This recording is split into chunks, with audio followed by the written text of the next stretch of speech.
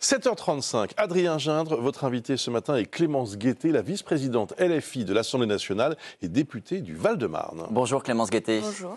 Motion de censure demain à l'Assemblée sur le budget 2025. On sait déjà que le PS ne la votera pas. Ça veut donc dire que le gouvernement va tenir. François Bayrou peut crier victoire. Est-ce que c'est aussi une défaite pour vous ? C'est une défaite si jamais cette motion de censure passe pas, parce que c'est un mauvais budget. En fait, je trouve qu'à force à force de commenter les commentaires, on finit par perdre de vue ce qui est en jeu. En réalité, c'est un budget qui est austéritaire comme jamais ça a été le cas. On a censuré Barnier pour moins que ça, parce qu'on sait que le budget Bayrou est pire que le budget Barnier. C'est quand même 6,4 milliards de recettes en moins, 6,2 milliards de coupes budgétaires en plus. Donc ça va avoir des conséquences très concrètes. En fait, on perd ça de vue, mais c'est moins 2,5 milliards pour le budget écolo, c'est moins 1 milliard pour le logement. Non, mais on va le détailler, mais si vous voulez, oui, j'ai l'impression qu'à force de faire des commentaires politiques sur la période, on perd de vue le fait que ce sont les Français qui vont payer le prix de ce mauvais budget. Peut-être dites ça à Jean-Luc Mélenchon, parce qu'il y a dans sa note de blog, il me semble que c'est lui qui dit, commentaire politique, le NFP, le Nouveau Front Populaire, est réduit d'un parti. Sous-entendu, pour lui, le PS, c'est fini. Ça, c'est un commentaire politique. Mais pourquoi il dit ça ? Parce que figurez-vous qu'on n'est pas une amicale de joyeux lurons qui avons décidé de passer nos soirées ensemble.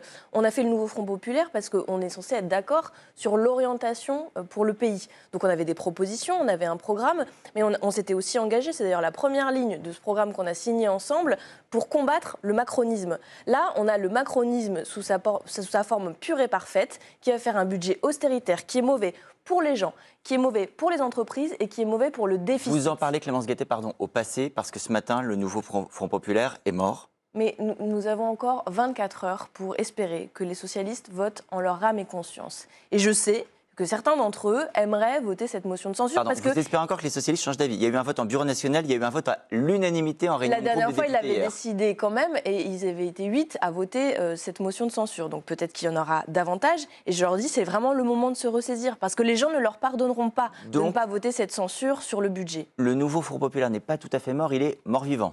Mais non, en fait, le Nouveau Front Populaire, ce sont les députés qui sont engagés sur un programme et des propositions. Donc on va avoir les insoumis, les écologistes, les communistes qui vont voter cette motion de censure, et puis les socialistes qui feront chacun en leur âme et conscience. Mais je le dis, en fait, on veut épargner aux Français l'application de ce budget qui va faire beaucoup de mal. Et en plus, vous savez, la période est compliquée à comprendre. C'est un débat technique, le débat parlementaire, mais on nous fait du chantage au budget. On nous dit, il n'y a pas de budget, ça va être terrible, les cartes vitales vont être bloquées, etc. On a bien vu au 1er janvier. C'est un argument de cet automne, vous avez raison, qui n'a pas été utilisé. Non, c'était pas un argument, c'était un mensonge de Mme Borne, qui normalement connaît à peu près comment l'administration fonctionne. Là, il y a une vérité, Clémence Guettet, pardon. La carte vitale, elle fonctionne. Le budget, on en a un. Vous savez ce que c'est le budget ? Sans budget, Clémence Guettet, pardon, on va quand même le dire, il y aurait eu des augmentations d'impôts pour des millions de Français, 600 000 Français seraient rentrés dans l'impôt, ça c'est la vérité. On a un budget. Ah bah oui, vous voulez le censurer. Non, mais c'est la loi spéciale qui a été votée, qui a reconduit les crédits 2024. Et qu'est-ce qu'a fait l'État ?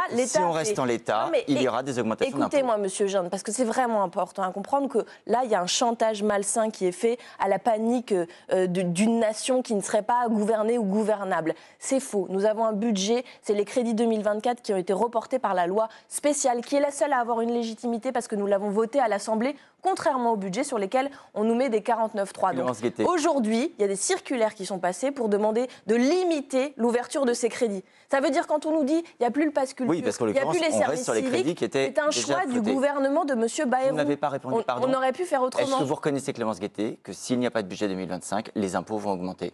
Vous l'admettez ? Monsieur Gindre, si jamais nous faisons une censure, il n'y aura pas cette augmentation des impôts, il y aura l'indexation sur l'inflation. Donc la question c'est, est-ce qu'un autre budget est possible et l'est encore ? La réponse c'est oui. Parce que quand des parlementaires se prennent 4,49,3 sur la tête en une semaine, c'était, je rappelle, une ligne rouge des socialistes, que le Parlement soit enfin respecté. Notre devoir c'est de vérifier qui est dans l'opposition, qui est dans la majorité, donc qui va s'opposer à ce Clémence budget. Guettet, puisque vous inquiétez de savoir ce que les socialistes vont faire, ils vous ont répondu hier. Pierre Jouvet, notamment, qui est le secrétaire général du parti, dit « Le NFP n'appartient pas à Jean-Luc Mélenchon ». Quand on est un syndicat de copropriétaires, il y a peut-être des gens qui nous regardent ce matin, qui ont des assemblées générales de copropriété. Il n'y a pas un copropriétaire tout seul qui peut décider d'en expulser un autre. C'est ce que vous faites. Le Nouveau Front Populaire, il appartient à ses électeurs. Voilà. La question, c'est Jean-Luc Mélenchon, on est d'accord. Est-ce que les électeurs ont voté pour qu'il y ait autant de milliards de coupes dans ce prochain budget? Est-ce qu'ils ont voté pour permettre que des réactionnaires comme M. Darmanin et M. Valls soient dans ce gouvernement? Est-ce qu'ils ont voté pour autre chose que pour avoir un Premier ministre du nouveau Front populaire? La réponse est non. Pour l'instant, ils ont eu 175 €, c'est ce qu'a coûté par Français l'absence de budget jusqu'ici. Peut-être qu'ils en ont marre aussi, peut-être qu'ils n'ont pas envie de repayer 175 €. Mais il faut bien que les gens comprennent que, par exemple, dans ce budget... 175 €, c'est beaucoup d'argent. Oui, non, mais je suis d'accord. Mais dans ce budget, il y a des choses qui vont être terribles pour le pouvoir d'achat des Français. Par exemple, l'électricité. Si je peux sonner une alerte ce matin... Une baisse de 15% des prix au 1er février, Clémence Guettet. Mais c'est pas possible. L'article 4... C'est la réalité. Vous pouvez fermer les yeux sur la réalité, Clémence Guettet, mais elle est là. Mais non, monsieur, vous allez regarder le détail du budget qui est sorti de la CMP, l'article 4 sur l'Arenh, l'article sur la taxe d'assises. Tous les gens qui ne sont pas au tarif réglementé, le Rassemblement national, vous êtes d'accord là-dessus? Du marché vont voir leurs factures augmenter. Mais c'est marrant parce que c'est quand ça vous arrange qu'il n'y a pas de petites dépenses importantes. Non, nous, ça ne nous arrange de rien du tout. Ce budget va être terrible pour les gens, pour les entreprises. MaPrimeRénov', 700 millions de coupes. Toutes les entreprises du BTP disent c'est horrible, on va fermer. Il y a aussi eu, Clémence Guettet, des concessions que le PS a listées. Ça vous intéresse pas du tout, en fait. Mais écoutez-moi aussi. Abandon du déremboursement des médicaments, annulation de la suppression de 4000 postes dans l'éducation nationale, augmentation du budget de l'hôpital public, tout ça, ça existe aussi? Non mais c'est merveilleux, ce budget est parfait. C'est pas ce que dit le PS. Le PS dit c'est un budget de droite. Il dit que c'est un mauvais budget. Esprit de responsabilité. Il dit que c'est un mauvais budget. Ils ont voté contre en commission mixte paritaire, mais par contre, ils vont le laisser passer en ne censurant pas. Ça n'aurait aucun sens. Voilà. Je pense qu'ils se sont laissés avoir par le fait d'aller à Matignon, à se faire appeler la gauche responsable par rapport aux insoumis qui, nous, sommes grossiers et vulgaires, c'est bien connu. Et que donc, ils se sont fait câliner par M. Bayrou et que maintenant, ils ont l'impression qu'ils reculeraient si jamais ils censuraient. Mais voilà, censurer, c'est protéger les Français parce que ça va être le chaos dans ce pays. Nous on est grossiers et vulgaires, vous le dites bien sûr avec ironie. Vous êtes convaincu malgré tout que votre stratégie est la bonne? Vous ne renverserez pas le gouvernement, vous n'avez pas remporté la ville de Saint-Georges-en-Val-de-Marne. Vous n'avez pas remporté... l'élection de dimanche, on a le résultat. L'élection législative partielle en Isère, vous avez perdu aussi. On a les échecs aussi, Clémence Guettet. D'accord, mais on a fait 22% à la dernière élection présidentielle. Le nouveau Front populaire est arrivé en tête des dernières élections législatives.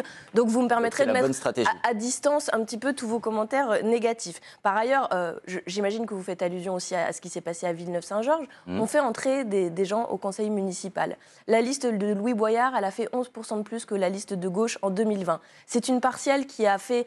C'est toujours insatisfaisant parce qu'il y a trop d'abstention, mais qui a connu un taux de participation plus important qu'en 2020. Vous n'avez pas gagné avec 60%, Louis Boyard, à la législative, là Mais vous faites du mauvais esprit, monsieur Toussaint. Nous avons augmenté notre J'ai donné un chiffre. Ouh là là, score, méchant que je suis. Et nous avons 9 conseillers municipaux avec 60% en juillet, 38 en janvier. Pas en question.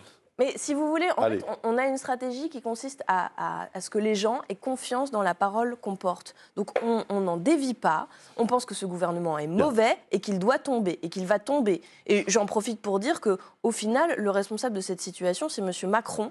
Ça n'est personne d'autre qui s'accroche au pouvoir, qui est totalement illégitime et dont les Français ne veulent plus. Motion de censure demain. À l'Assemblée. Il y en aura 4 cette semaine. On verra, la première en tout cas, on verra ce qui se passera. Merci beaucoup Clémence Guettet dans quelques instants et merci Adrien.